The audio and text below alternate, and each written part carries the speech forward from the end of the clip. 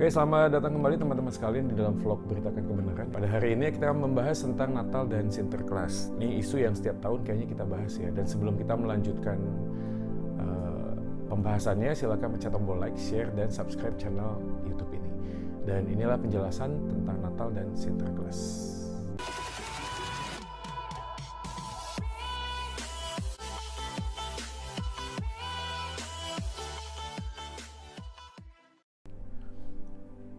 Oke, baiklah teman-teman sekalian, waktu kita bicara tentang Natal satu bagian dari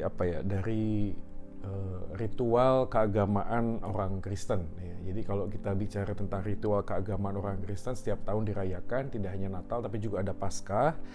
Tapi kita juga harus memahami bahwa ritual dengan spiritualitas itu dua hal yang berbeda ya tentunya ya. Jadi kita nggak bisa juga mengatakan bahwa keyakinan agama itu selalu akan menjadi sebuah gambaran seseorang tuh punya kehidupan spiritualitas yang baik.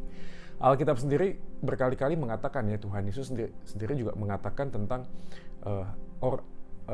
orang-orang ini beribadah kepadaku tapi hatinya jauh daripada aku. Mereka memberikan persembahan tetapi hatinya tidak melekat kepada aku. Nah, Tuhan Yesus waktu itu mengatakan, mengutip perkataan dari seorang nabi di Perjanjian Lama ya, berkaitan dengan hati yang jauh daripada Tuhan tapi mereka melakukan banyak kegiatan keagamaan yang mungkin sangat rajin dan beribadah. Amos juga seperti itu. Bahkan Nabi Amos juga dipanggil oleh Tuhan untuk menegur bangsa ini karena mereka memberikan persembahan, datang beribadah kepada Tuhan, tapi tidak dengan hati yang melekat kepada Tuhan. Jadi kalau kita bicara tentang agama dengan kehidupan spiritualitas, itu kita harus bisa memahaminya tidak hanya sekedar terpisah gitu, tapi juga di dalam keseluruhan kehidupan keagamaan atau spiritualitas itu kita harus melihatnya dengan utuh. Oleh karena itu, kita waktu bicara tentang agama sendiri itu elemen di sekelilingnya itu banyak banget.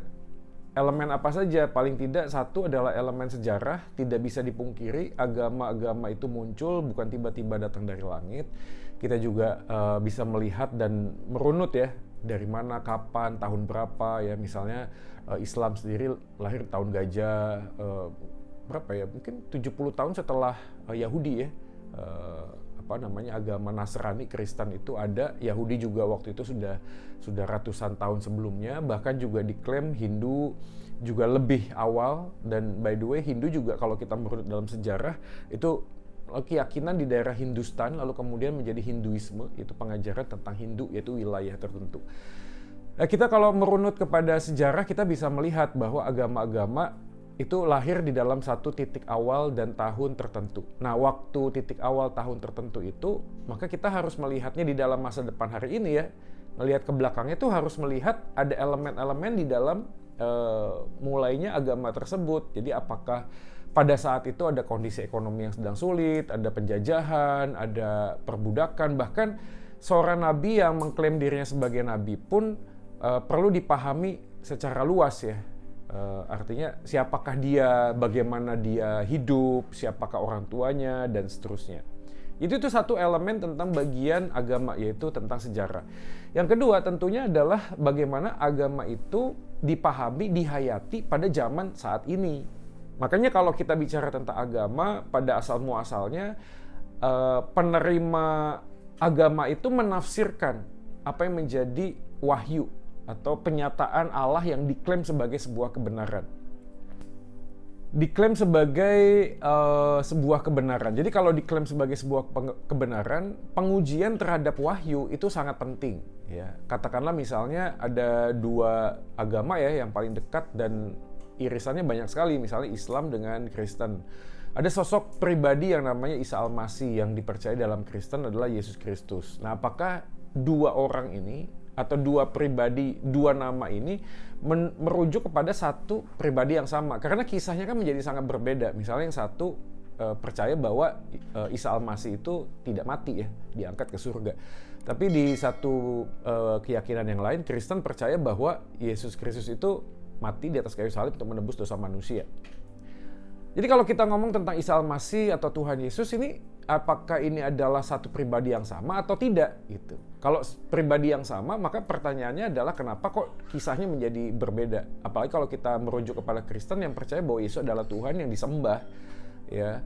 Dan Islam sendiri tidak percaya bahwa Yesus harus disembah, dia hanyalah nabi dan manusia biasa. Nah, dia klaim-klaim tentang kebenaran ini yang dianggap oleh masing-masing agama ini perlu untuk ditelaah, maka itu pengujian terhadap wahyu. Nah, kita sendiri tidak akan membahas itu. Nah, elemen yang ketiga adalah budaya. Nah, inilah yang kita akan bahas hari ini.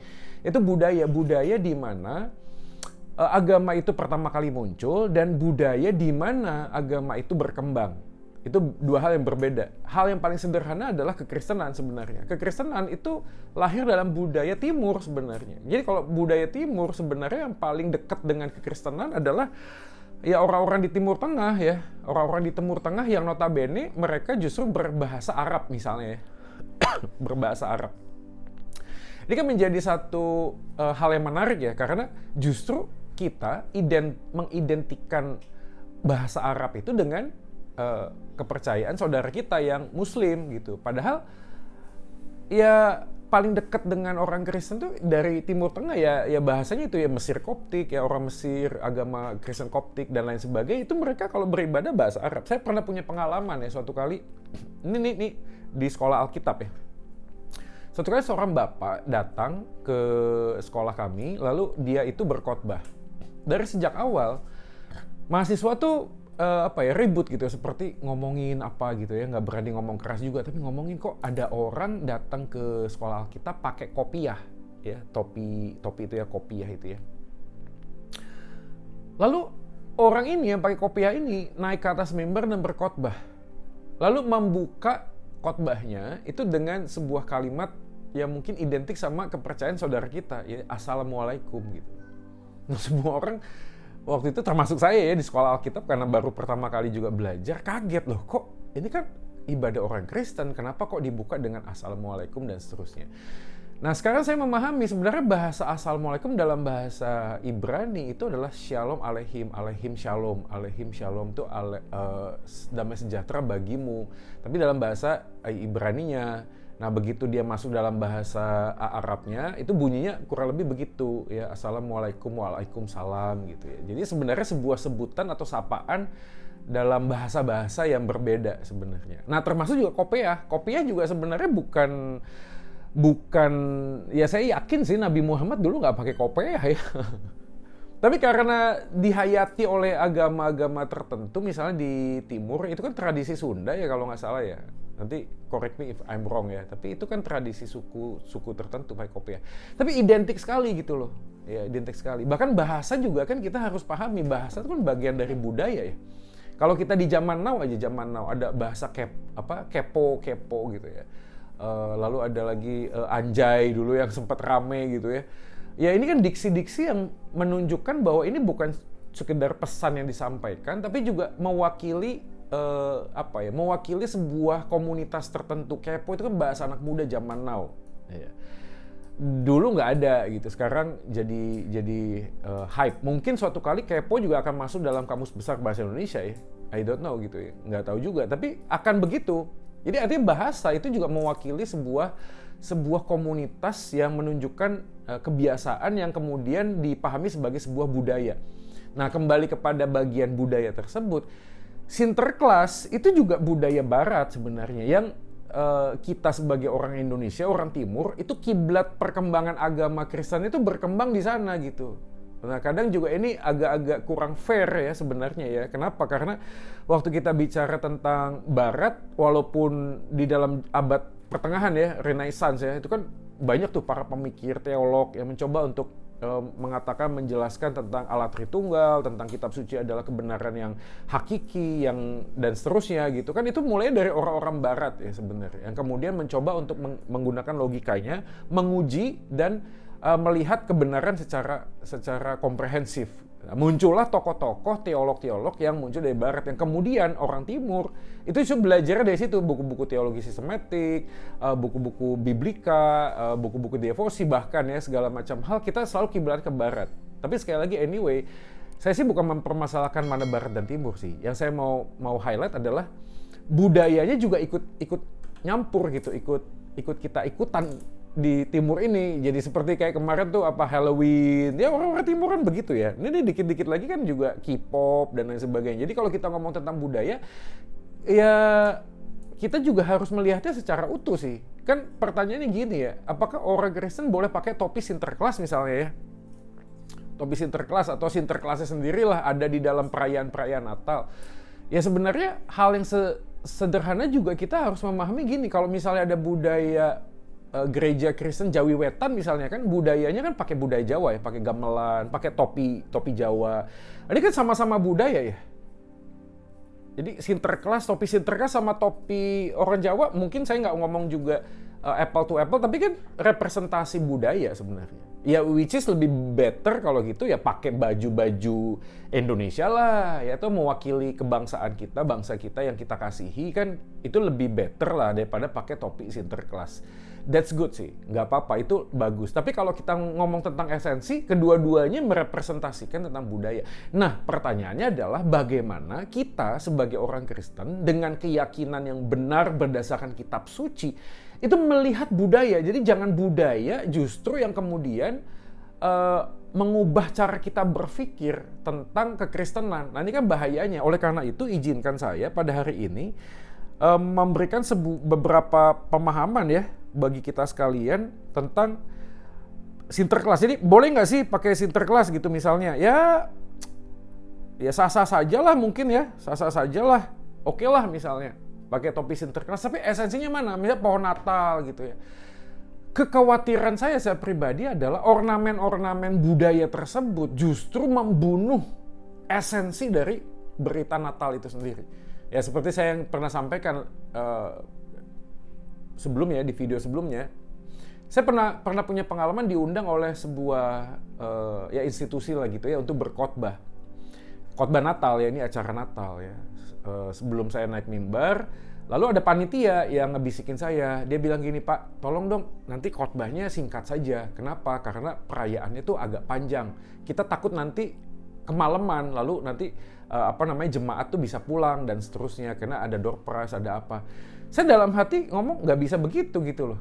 Ya, dalam hati saya juga bergumul, lalu saya bilang nggak bisa begitu gitu loh. Karena Natal esensinya adalah yang memberikan sukacita, bukan door prize, bukan Sinterklasnya, bukan pohon Natal, tapi esensinya adalah berita sukacita.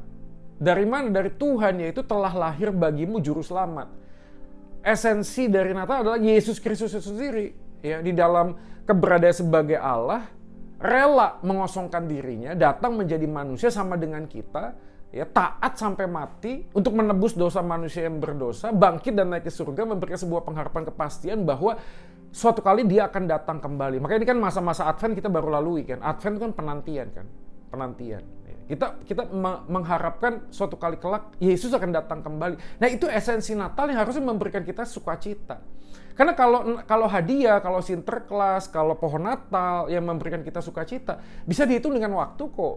Ya, betul nggak? 1-2 jam setelah acara selesai, kita dapat hadiahnya, kita nikmati sebentar, setelah itu sukacitanya akan hilang kan? Apalagi kita ngomong minggu depan, bulan depan, waduh, masalah ini belum kelar, masalah rumah tangga, masalah pekerjaan, masalah kepada diri kita sendiri, masalah dosa-dosa yang kita jalani, sehingga membuat hati nurani kita juga terintimidasi. Terus kita nggak bisa mendapatkan sukacita berdasarkan dengan apa yang kita bisa dapat, ya hadiah, door prize, ya, seperti itu tadi. Sama seperti esensinya waktu kita ngomong tentang Sinterklas, dan bahaya laten tentang keberadaan Sinterklas di tengah-tengah perayaan Natal adalah begini. Sinterklas itu adalah wujud dari keberadaan keberadaan sebuah relasi yang bentuknya tuh transaksional gitu loh. Bapak Ibu, teman-teman tahu ya maksudnya. Sinterklas ini kan datang membawa hadiah kan.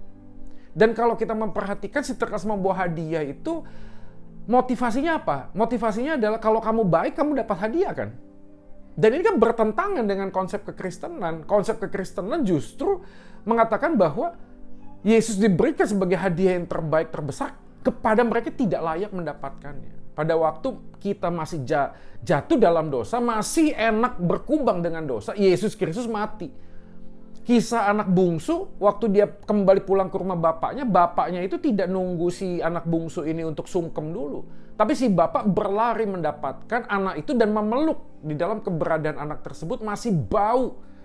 Ya, badan tubuhnya itu bau sekali dengan kotoran binatang, mungkin tidak mandi kan, kita tahu ya, setelah dia berfoya-foya semuanya habis, apa yang terjadi kan, dia jadi pemberi makan binatang kan, karena babi itu kan pekerjaan yang sangat kotor waktu itu.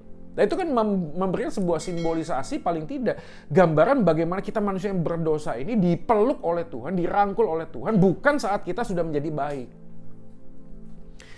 Jadi poin yang penting untuk kita bisa pahami, kenapa sih kita kalau kita perayaan Natal, ya aku sih saya pribadi better tidak perlu ya pakai ornamen-ornamen seperti itu ya. Tapi kalau misalnya ada gereja yang mau menggunakan itu dalam konteks budaya, lalu ini kan perayaan, ya silakan saja, tapi esensinya harus jelas. Ya. Apalagi kalau sudah sampai kepada satu wilayah anak-anak gitu. Saya sendiri juga kan besar dengan konsep begitu ya. Ada Sweater Pit juga kan, apa namanya, yang suka mukulin anak kalau jahat, kalau nakal gitu. Jadi ini sebuah gambaran kalau kamu jahat kamu dapat hadiah, sehingga orang berusaha untuk menjadi baik supaya mendapatkan hadiah. Bukan, kita ini sudah dapat hadiah yang terbaik dulu waktu kita masih jahat, sehingga hadiah yang kita terima karena ketidaklayakan kita membuat kita itu mau mengucap syukur dan mau menjadi orang yang baik. Jadi Bapak Ibu dan rekan sekalian paham ya, teman-teman ya, paham ya, maksudnya kita ini menjadi baik itu bukan karena kita mau mendapatkan hadiah. Kita menjadi baik karena Tuhan sudah memberi hadiah pada saat kita itu sedang tidak layak. Ya contoh yang sederhana beginilah. Kalau ada dua orang sahabat saya, misalnya ada dua orang sahabat saya, keduanya itu punya hutang 10.000 dan 10.000 US dollar. Ya, 10.000 rupiah dan 10.000 US dollar misalnya. Nah suatu kali saya datang kepada mereka, saya bilang begini, guys, aku rasanya pengen berbuat baik deh kepada kalian. Gini deh, hutang kalian berdua nggak usah dibayar deh, ya 10.000 dan 10.000 US dollar. Kan orang yang punya uang 10.000 tuh mikir gini ya, aduh cuma 10.000 doang lah. Ya. Orang yang punya hutang 10.000 punya potensi yang sangat besar untuk menyakiti hati saya, karena dia pikir cuma 10.000 gitu loh, ya, gue bisa bayar kok. Tapi orang yang punya 10.000 US dollar hutangnya, dan dia tidak sanggup membayar, dan aku ngomong lunas, gak usah bayar. Orang ini kalau mau melukai hati saya, itu akan berpikir ribuan kali guys, teman-teman, betul gak? Karena dia merasa, saya ini kan, saya tidak layak untuk dihapus hutangnya. Kok bisa sih dia menghapus hutang saya, yang saya manakala tidak bisa membayar gitu loh. Dan saya selalu hidup dengan ketakutan dibayar. Nah orang seperti ini akan berpikir, aku akan menghormatimu. Atau mungkin dia akan berpikir, apa yang bisa aku lakukan untuk membalas budi baikmu. Kan gitu ya, karena gak bisa bayar hutang kan. Sebenarnya gambaran ini adalah gambaran orang yang berdosa. Kalau kita merasa dosa gue cuma 10.000 lah, sedikit banget lah. Begitu merasa, aduh untuk apa sih ada juru selamat? Untuk apa sih Yesus datang mengampuni saya, buat apa gitu loh. Ya sudah, saya hidup semau gue aja gitu. Tapi kalau ada orang yang merasa dosa saya banyak dan besar sekali, saya nggak ngomong terus harus ke panti rehabilitasi kayak saya, harus membunuh, berzina, enggak. Alkitab mengatakan kamu tahu yang baik, kamu tidak lakukan, kamu berdosa. Dan bayangkan berapa banyak dosa kita selama 1 hari saja.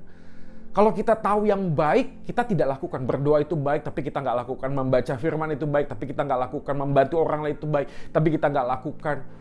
Mengasihi suami, mengasihi istri, mengasihi anak itu baik, tapi kita seringkali melukai mereka. Ini kan dosa-dosa yang tanpa sadar kita lakukan kan. Dan kalau kita mau hitung-hitung matematis, 1 hari katakanlah 3 dosa saja itu udah sangat luar biasa ya, Ciami ya. Tahu nggak sih? Cuma 3 dosa saja. Teman-teman bisa hitung nggak sih?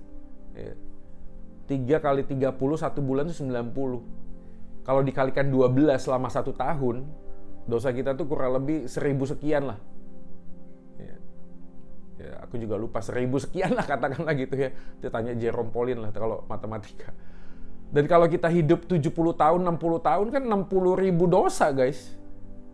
Dan itu nggak sedikit, itu banyak. Ya tapi jangan bermimpi terus, gue kalau gitu hidupnya nggak usah panjang-panjang. Nggak bisa gitu loh, nggak tahu. Tapi anyway, kembali kepada pokok masalahnya adalah dengan hutang dosa yang sebesar itu, Yesus datang. Ya. menghapus dosa kita. Jadi menghapus dosa itu maksudnya dosa yang kita lakukan. Untuk apa? Untuk mengembalikan kita menjadi anaknya. Maka kita menjadi anak, kita panggil Tuhan itu Bapa di surga. Nah, ini Bapa dan anak, status hubungan ini menggambarkan tentang kalaupun saya salah tetap saya anak. Didisiplin sih. Ya, dicubit mungkin ya, suruh berdiri, ada disiplin dari Bapa. Tapi tetap waktu kita salah, tetap kita ini anak. Dia Bapa gitu. Dan itu yang dilakukan oleh Yesus. Yesus mengembalikan silaturahmi kita ketika manusia jatuh dalam dosa dan terputus. Tidak bisa lagi punya relasi dan mencari Tuhan. Tuhan datang mencari kita. Dan itu berita Natal yang sesungguhnya. Yesus datang, telah lahir bagimu juru selamat. Menyelamatkan umatnya dari dosa manusia.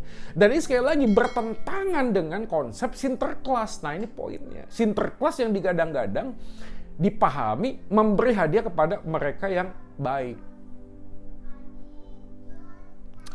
Jadi teman-teman penting sekali untuk kita bisa memahami bagian ini. Pemberian Allah itu tidak ditentukan dari seberapa baiknya kita. Allah memberikan anak yang tunggal kepada manusia yang penuh dengan dosa supaya pada waktu dia menyadari begitu besar kasih Allah, seperti Efesus pasal 3 ya, betapa panjang, lebar, tinggi dan dalamnya kasih Allah itu membuat kita itu menyadari betapa kita ini semakin rindu untuk menjadi pribadi yang lebih baik. Nah, saya rasa itu berita Natal buat kita ya di hari-hari yang seperti ini. Natal dan Sinterklas juga berkaitan dengan sebuah konsep filosofis yang kita juga harus pahami ya. Karena gini, Sinterklas itu kan digambarkan sebagai sosok yang memberi hadiah melalui corong gitu ya. Jadi dia membawa hadiah atau ada kaos kaki itu ya yang dikosong, besok paginya itu ada. Sebagai sebuah konsep tentang keberadaan Sinterklas, kita ini harus membedakan antara fakta dengan legenda atau mitos. Nah, saya menggarisbawahi ini kenapa? Karena memang kalau kita melihat kepada sejarah, ada sih namanya Santa Claus gitu ya, ada orang dari Katolik ya kalau nggak salah ya yang kemudian melakukan kebaikan. Saya juga nggak mau membahas itu juga, tapi anyway di sanalah muncullah sebuah gambaran yang kemudian masuk ke dalam sebuah kehidupan keagamaan orang Kristen, yaitu tadi Sinterklas tadi yang membawa dan membagikan hadiah yang konon katanya tinggal di kutub utara, punya kereta, ada rusa yang membawanya lain sebagainya, dan tanpa sadar kita menjadi punya gambaran begini, berarti Sinterklas ini punya kemampuan yang ilahi. Nah ini dia ya. Sinterklas ini ibaratnya tuh bukan hanya tokoh fiksi gitu. Jadi Sinterklas itu punya kemampuan yang luar biasa sebagai pribadi Allah gitu. Dan ini kan jadi poin yang problematik juga ya, secara filosofis ya. Artinya Sinterklas ini berarti maha tahu. Dia tahu di mana anak-anaknya yang menulis surat minta kado. Sinterklas ini juga bukan hanya maha tahu, tapi juga maha hadir, gitu kan. Jadi datang kemana gitu. Dan repotnya beberapa orang tua, ya, mengadopsi sistem Sinterklas ini, lalu membuat sebuah kebohongan. Kebohongannya apa? Ya orang tua menyiapkan hadiah kado buat anak-anaknya. Lalu anak-anak kemudian menjadi percaya, oh iya Sinterklas datang ya. But come on man, gitu. Ya sekali lagi, ini kan esensi-esensi yang kita sebagai orang Kristen yang cukup dewasa harusnya mulai bisa menggali ya. Seberapa jauh sih kita ini mau melibatkan hal-hal yang sifatnya budaya tadi ya di dalam esensi Natal yang sesungguhnya gitu ya. Bahkan kalau kita ngomong tentang lagu-lagu Natal pun, kalau Anda search di YouTube ya, lagu Natal, keluarnya apa sih? Keluar itu kan kisah-kisah cinta romantika, atau mungkin seorang anak gak bisa pulang karena Christmas. Itu kan hal-hal budaya ya. Hal-hal budaya yang memang diadopsi dari orang barat misalnya, yang mereka kalau pada waktu Natal itu mereka bisa kumpul bersama keluarga, itu hal yang baik sih sebenarnya. Tapi kalau kita bilang tentang budayanya kan hasil eksplorasinya kan nggak semua lagu Natal itu kan lagu rohani kan, betul. Jadi I'll be home for Christmas gitu, nggak ada Yesusnya itu mah ya lagu umum aja gitu ya. Jingle bell, jingle bell, jingle bell rock gitu. Ya itu lagu umum saja gitu loh. Ya itu kan nuansa dari budaya Natal yang diadopsi orang barat. Apalagi sudah masuk dalam mall ya, ada ornamen-ornamen lonceng dan sebagainya gitu ya.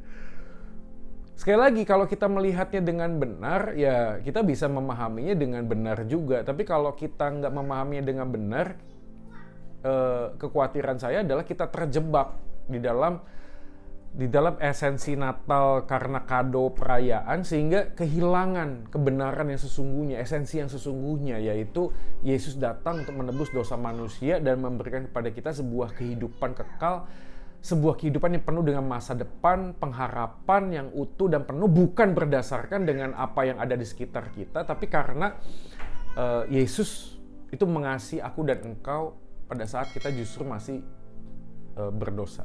Yesus yang pernah datang, aku datang bukan untuk mencari orang yang sehat. Aku datang bukan untuk mencari orang yang benar. Aku datang untuk mencari orang yang berdosa. Dan jikalau kita adalah orang yang berdosa, inilah berita baik tentang Natal yang membuat kita sukacita, yaitu telah lahir bagi kita juru selamat. Dan Sang Kristus itulah yang lahir dalam palungan hati kita yang hina, yang bau, yang bobrok, inilah yang mau mengubahkan hidup kita. Makanya Yesus menerima kita apa adanya, tapi tidak mau kita terus-menerus seadanya.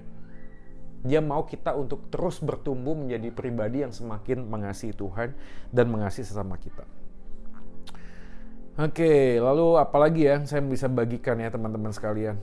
Ya mungkin 2 hal itu saja sih. Jadi kalau ditanya pada hari ini gimana Pak, apakah kita boleh merayakan Natal dengan ornamen pohon Natal, Sinterklas? Selama kita punya tanggung jawab untuk memberikan pembinaan ya, pembinaan, menurut saya sih ya apapun kita bisa lakukan sih. Ya. Saya pohon Natal, ya kita juga harus memahami pada bagian pohon Natal mungkin gambarannya sebagai pohon kehidupan mungkin, ya, pohon kehidupan yang bisa diberikan ornamen keindahan, menggambarkan supaya hidup manusia di dalam Yesus harusnya juga memancarkan seperti pohon Natal yang bersinar, memberikan keindahan, mungkin ada hal-hal yang kita taruh di atasnya bintang misalnya atau apa gitu ya, menjadi garam, menggarami, menerangi. Demikianlah juga misalnya pohon Natal itu dihadir dengan gemerlapnya, harusnya kita juga memberikan terang buat orang-orang di sekitar. Ya bisa saja sih.